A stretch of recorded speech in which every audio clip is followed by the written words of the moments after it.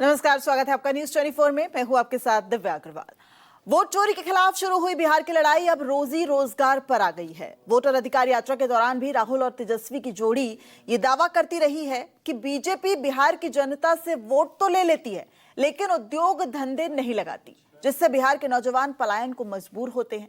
अब लालू यादव ने भी पीएम मोदी से दो टूक कह दिया है कि विक्ट्री चाहिए बिहार से और फैक्ट्री दीजिएगा गुजरात में। ये गुजराती फॉर्मूला बिहार में नहीं चलेगा। देखिए रिपोर्ट।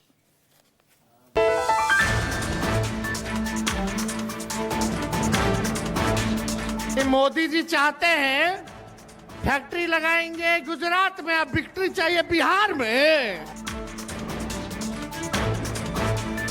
दलितों को, पिछड़ों को, आदिवासियों को, गरीब जनरल कास्ट के लोगों को एक बार फिर गुलाम बनाया जा रहा है। वोट चोर, गद्दी चोर। हमारा संकल्प है समृद्ध बिहार, हर युवा को रोजगार। प्रधानमंत्री जब बिहार में आए थे तो मधुबनी से मजदूर गुजरात जाएंगे, इसके लिए उन्होंने ट्रेन दे दिया था। और क्या उधर से उस मजदूर का लाश आएगा? प्रधानमंत्री आए, बोले साहब बिहार के लिए 4 मजदूर रेल, बिहार के लिए मजदूर रेल, और अगले दिन गए गुजरात और बोले 52,000 करोड़ का कारखाना। वोट चोरी का मतलब रोजगार की चोरी, वोट चोरी का मतलब शिक्षा की चोरी। वोट चोर, वोट चोर, वोट चोर, वोट चोर, वोट चोर, वोट चोर, वोट चोर।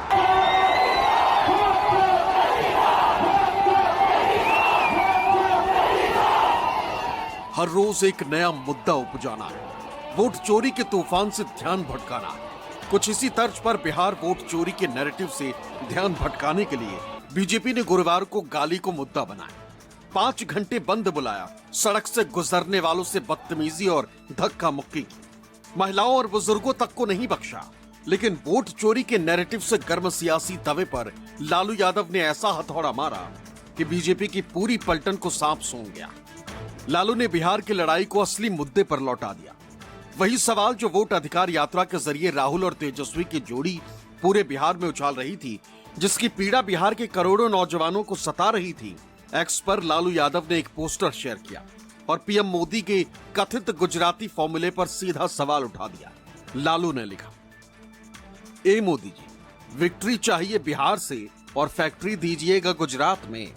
ये गुजराती फॉर्मूला बिहार में नहीं चलेगा। वोटर अधिकार यात्रा के दौरान बिहार की जनता से रूबरू राहुल गांधी ने बार बार ये बात दोहराई कि वोट की चोरी सिर्फ वोट की चोरी तक सीमित नहीं, बल्कि ये अधिकारों की चोरी है, जिसमें शिक्षा और रोजगार की चोरी भी शामिल है, युवाओं के भविष्य की चोरी भी शामिल है। वोट चोरी का मतलब अधिकार की चोरी, वोट चोरी का मतलब आरक्षण की चोरी, वोट चोरी का मतलब रोजगार की चोरी, वोट चोरी का मतलब शिक्षा की चोरी, वोट चोरी का मतलब लोकतंत्र की चोरी, वोट चोरी का मतलब युवाओं के भविष्य की चोरी। बिहार विधानसभा के पिछले चुनाव में भी महागठबंधन ने रोजगार के मुद्दे को जोर शोर से उछाला। तेजस्वी ने तो सरकारी नौकरी को ही सबसे बड़ा मुद्दा बनाया था। नतीजे में इसकी झलक भी मिली और आरजेडी विधानसभा में सबसे ज्यादा सीटों वाली पार्टी बन गई। हालांकि महागठबंधन सत्ता से दूर रहा और फिर डबल इंजन वाली सरकार आ गई। यही वजह है कि अब पीएम मोदी भी बिहार की रैलियों में रोजगार के मुद्दे पर खूब बोल रहे हैं। बिहार के युवाओं से वादे भी कर रहे हैं, लेकिन राहुल की माने तो जब तक बीजेपी सत्ता में है, तब तक बिहार के युवाओं को रोजगार मिलना असंभव है। हमारा संकल्प है समृद्ध बिहार, हर युवा को रोजगार। बिहार के नौजवानों को बिहार में ही रोजगार के ज्यादा से ज्यादा मौके मिले, इसके लिए बीते वर्षों में यहां तेजी से काम हुआ है। नीतीश जी की सरकार ने यहां लाखों युवाओं को पूरी पारदर्शिता के साथ सरकार में नियुक्ति भी दी है। नीतीश जी ने अभी बिहार के नौजवानों को रोजगार के लिए भी नए निश्चय भी लिए हैं। युवा एग्जाम लेते हो, महीनों के लिए आप पढ़ाई करते हो, क्यों? क्योंकि आप रोजगार चाहते हो।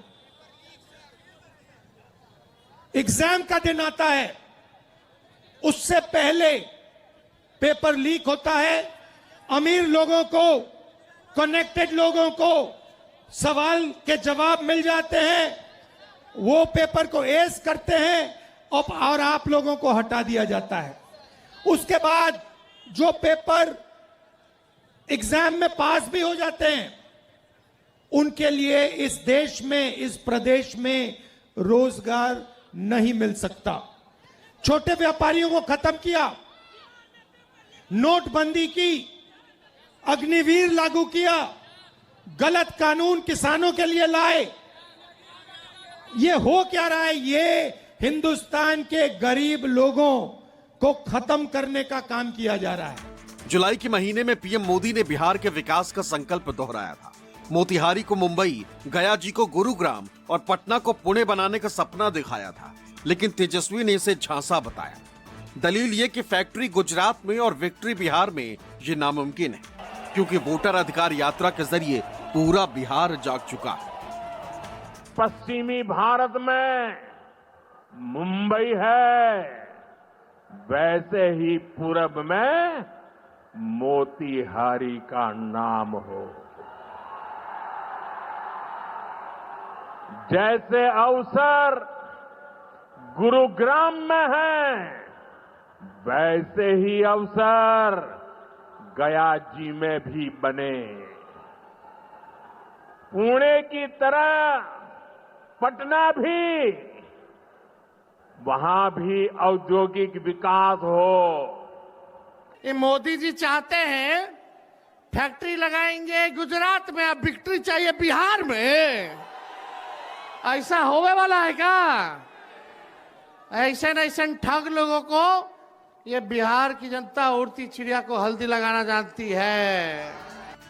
रोजगार के मुद्दे पर राहुल गांधी सालों से पीएम मोदी को घेर रहे हैं और हाल के दिनों में कांग्रेस ने रोजगार मेले का भी आयोजन किया, जिसमें सैकड़ों लोगों को नौकरी दी गई। तेजस्वी और अखिलेश यादव भी विकास के पीएम मोदी के वादों को डपोर शंखी बताते हैं और वोटर अधिकार यात्रा में उमड़े जनसैलाब से इस बात की भी तस्दीक होने लगी है कि लोग अब असली मुद्दों पर लौट रहे हैं। राहुल, तेजस्वी और अखिलेश सरीखे विपक्षी नेताओं पर भरोसा कर रहे हैं। जो भी युवाओं के लिए रास्ते थे, सेना का रास्ता, डिफेंस का रास्ता, पब्लिक सेक्टर का रास्ता,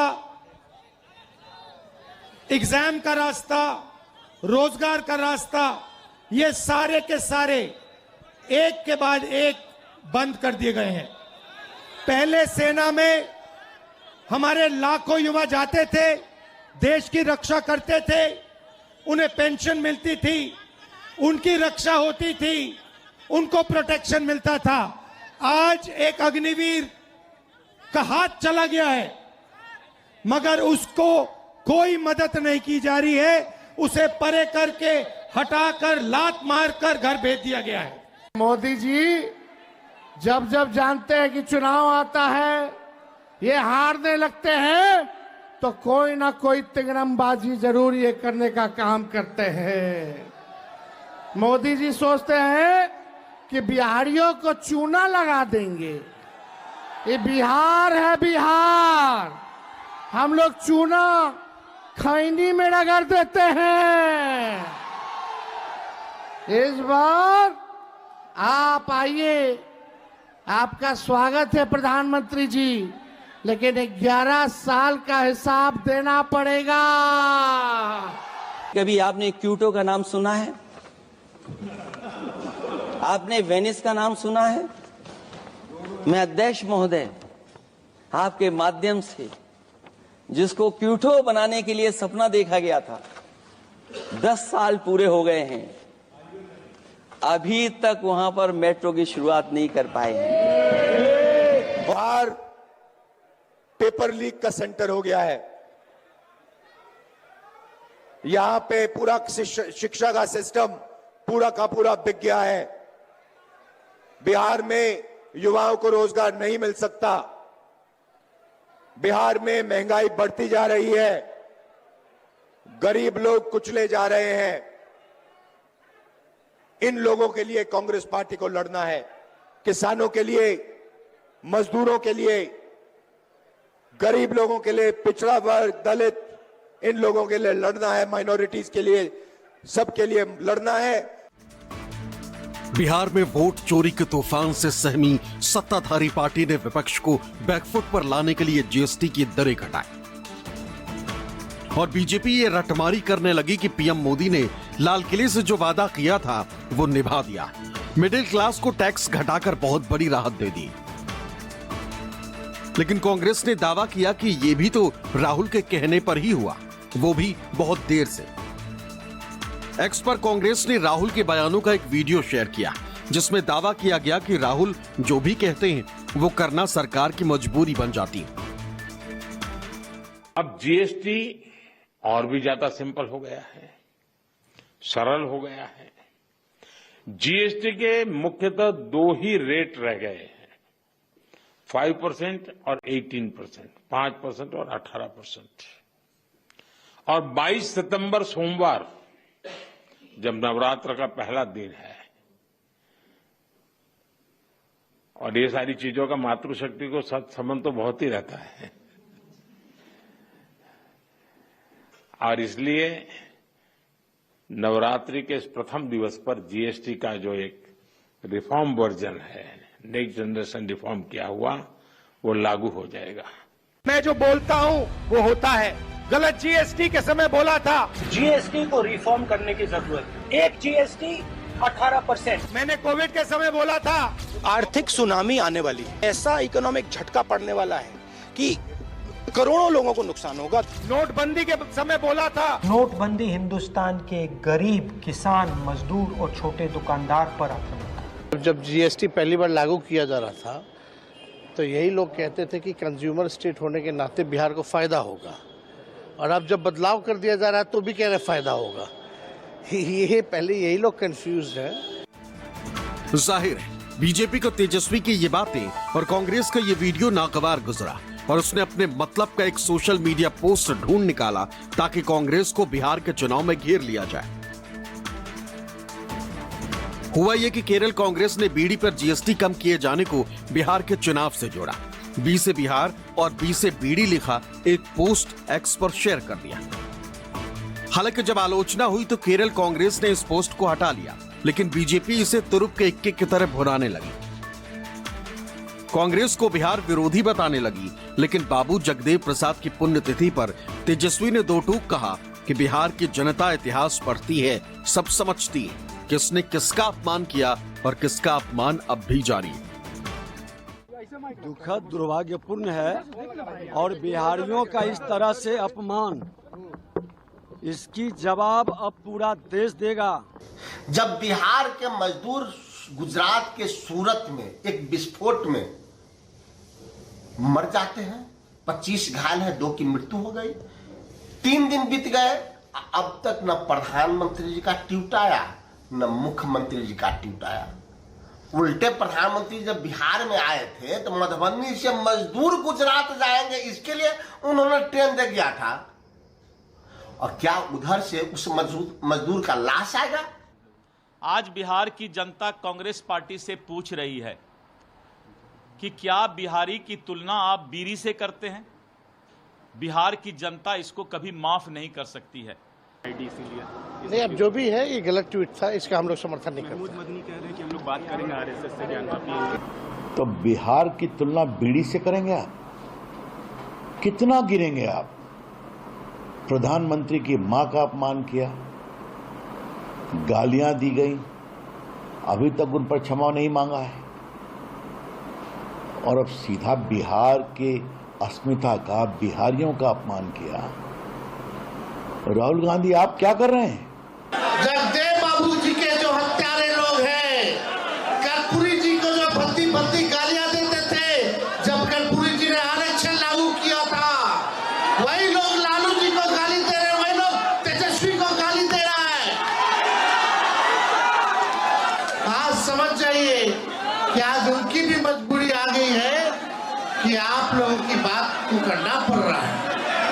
ये सामाजिक न्याय की ताकत है, ये आपकी ताकत है।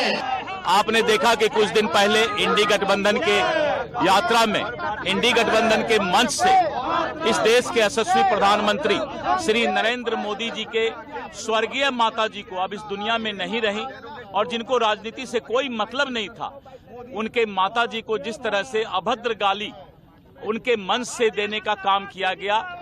हम लोगों ने 75% आरक्षण बढ़ाया, लेकिन भाजपा के आते ही आरक्षण अदालतों में जाकर के इन लोगों ने लटकाने का काम किया। आरक्षण का लाभ जो नौकरियां बहालियां निकल रही हैं, उसमें हमारे पिछड़े, अति पिछड़े, दलित, आदिवासी समाज का फायदा नहीं हो पा रहा। ये लोग आपके हक को मार रहे हैं, आपके अधिकार को छीनने का काम कर रहे हैं। दरअसल राहुल गांधी की वोट अधिकार यात्रा ने बीजेपी को बुरी तरह बौखला दिया है, क्योंकि वो वोट के अधिकार की रक्षा के लिए कोई भी कुर्बानी देने को तैयार है। क्योंकि गरीबों के पास, कमजोर लोगों के पास सिर्फ वोट है और हम वोट चोरी नहीं करने देंगे। और जो इलेक्शन कमीशन कर रहा है पूरे देश को मालूम है, अब ये बात छुपी नहीं है और अब हम ये चोरी नहीं करने देंगे। और जहां भी ये चोरी हो रही है, चाहे बिहार में, चाहे महाराष्ट्र में, चाहे असम में, चाहे बंगाल में, हम इनकी चोरी पकड़कर जनता को दिखाने का काम करने जा रहे हैं। 17 अगस्त से 1 सितंबर तक बिहार में वोट चोरी का जो नारा गूंजा, वो अब बंगाल तक पहुंच चुका है। लिहाजा बीजेपी का दर्द समझना मुश्किल नहीं। वोट चोर, वोट चोर, वोट चोर, वोट चोर, चोर, वोट चोर, वोट चोर, वोट चोर, वोट चोर, वोट चोर, वोट चोर, वोट चोर, वोट चोर, वोट चोर, वोट चोर, वोट चोर, वोट चोर, वोट चोर। দুর্নীতিবাজ, এরা গদি চোর, এরা ভোট চোর, এরা গদি চোর, এরা ভোট চোর, এরা গদি চোর, এরা ভোট চোর, এরা গদি চোর, এরা ভোট চোর এবং সবচেয়ে বড় ডাকাতদের দল, সবচেয়ে বড় দুর্নীতিবাজীদের দল, সবচেয়ে বড় ভোট চোরদের দল, বাঙালির ওপর অত্যাচারী করা দল। এরা মানুষকে ভাওতা দেওয়ার দল, সন্ত্রাস করা দল, অত্যাচারী দল। আমি চাই এদের মনে করি বিজেপি আজকে দেশের লজ্জা এবং ধিক্কার। আমি তীব্র ধিক্কার জানাই বাংলা ভাষার উপর সন্ত্রাস করার জন্য। राहुल के एटमी धमाके के बाद अब हाइड्रोजन बम की आहट भी सुनाई देने लगी। हालांकि वो वाराणसी में ही फूटेगा या कहीं और, इसका ठोस सबूत तो नहीं मिला है। लेकिन अगर यूपी कांग्रेस अध्यक्ष के दावे को सच माने तो सत्ता के शीर्ष पर बैठे पीएम मोदी की चुनौती बढ़ने वाली है। Bureau report, news 24।